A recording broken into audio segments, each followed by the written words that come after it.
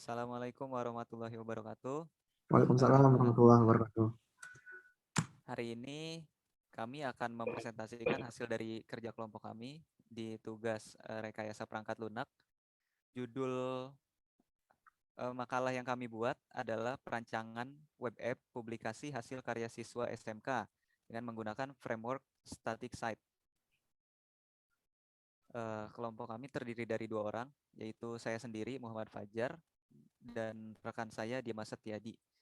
Kami berdua dari kelas 12 6AB07. Jadi web aplikasi yang akan dibuat rancangannya adalah website untuk mempublikasikan hasil karya para siswa SMK sebagai sarana untuk para siswa menghasilkan karya dan agar bisa lebih semangat untuk menghasilkan karya yang bermanfaat. Juga sebagai ajang pembuktian bagi para siswa terhadap kemampuan yang telah mereka miliki selama menempuh sekolah di SMK. Lanjut untuk analisa kebutuhan. Di sini ada analisa kebutuhan untuk user atau pengunjung. Jadi yang pertama, user bisa melakukan registrasi akun, kemudian user bisa melakukan login, kemudian yang ketiga, user bisa mengelola akunnya, dan yang keempat, user bisa mempublikasikan hasil karyanya ke dalam website. Kemudian kita masuk ke use case diagram dalam pembuatan web aplikasi publikasi. Jadi di sini ada user, di sebelah kiri ada user.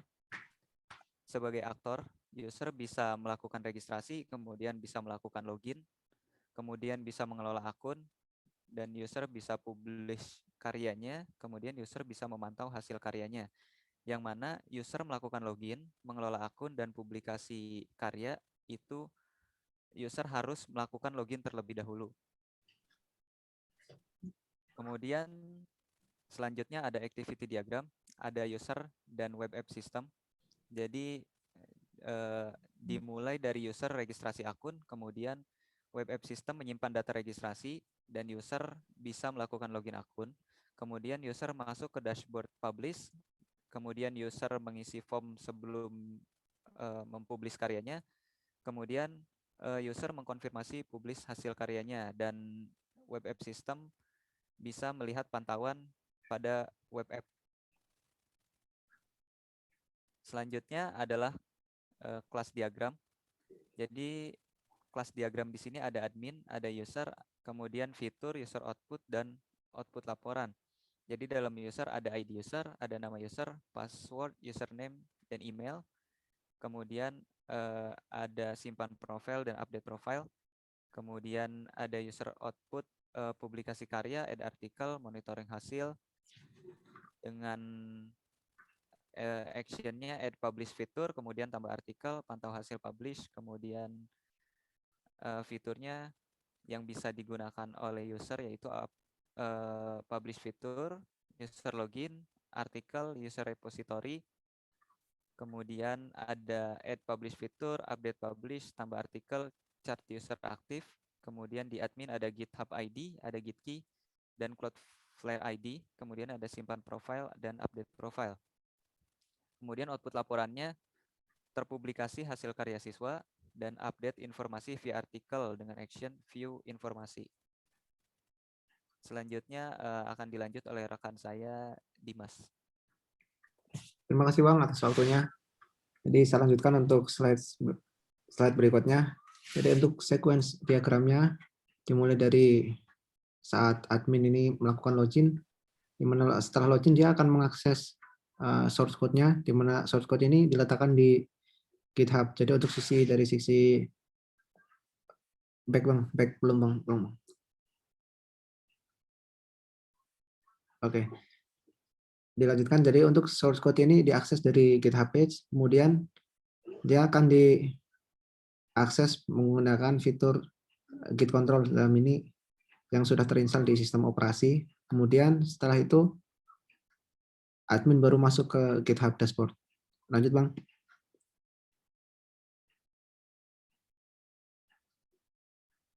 Nah, kemudian dari sisi sequence diagram dari user, kurang lebih untuk workflow-nya seperti ini.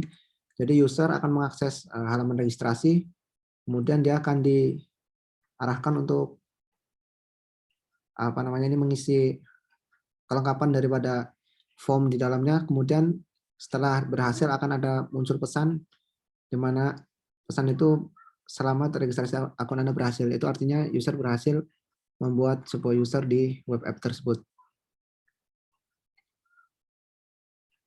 Kemudian setelah dia masuk untuk usernya, dia akan mengakses ke halaman dashboard di dalamnya sebelum dia akan mempublish project yang dia buat.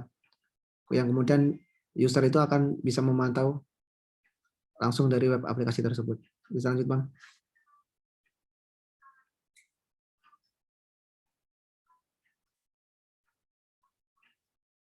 Nah, ini kemudian untuk sequence diagram user saat dia mempublish, urutannya adalah user ini sebelumnya dia melakukan login dengan user dan password yang telah dia buat. Kemudian dia akan diverifikasi, posisinya ada di control author. Kemudian dia akan ditampilkan menuju ke dashboard tempat dia akan mengupload karyanya. Lanjut, Bang.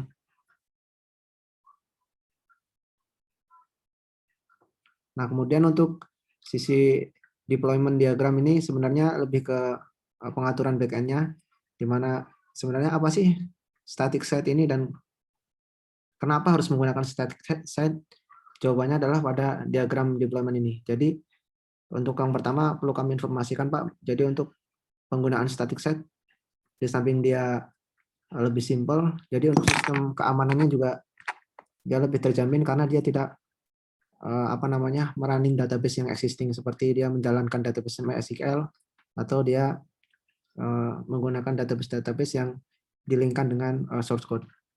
Di sini bisa diketahui pertama kali untuk menghadirkan web apps yang sedang kami bahas ini, dia berjalan di sistem operasi. Jadi sistem operasi yang kita pasang itu kita install dengan static site. Statiknya itu kita gunakan Hugo, kemudian kita install juga Git. Git itu kita akan melingkan ke GitHub sebagai repositori yang kita letakkan di dalam sistem operasi. Kemudian kita menginstal Go karena static site dari Hugo sendiri dia diciptakan dan dibangun dengan bahasa pemrograman Go. Kemudian masuk ke sisi deployment, ada GitHub page. Kemudian untuk pengaturan DNS dia menggunakan Cloudflare. Setelah itu dia melakukan push untuk segala sesuatu yang dibutuhkan seperti source code, DNS-nya, manajemen, semua akan di-push, kemudian dia akan tampil web aplikasi tersebut. Lanjut, Bang. Nah, ini adalah sedikit tampilan dari hasil uji coba yang kami laksanakan.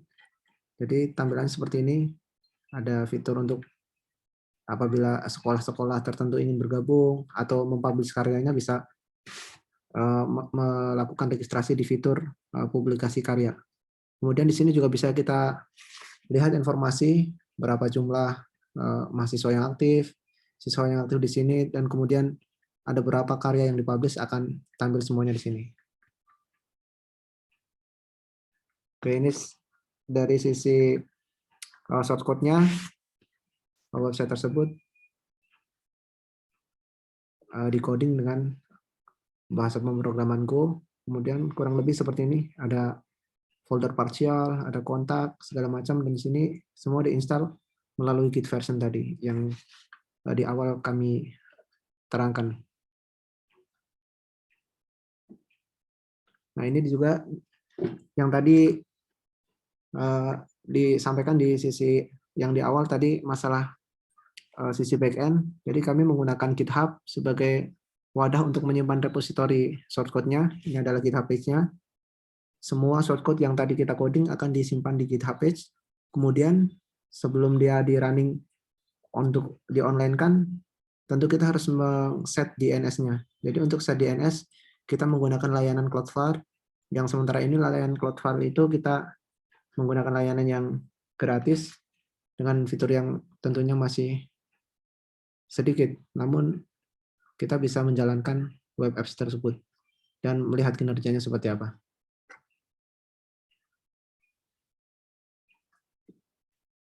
Oke, Bang, cukup.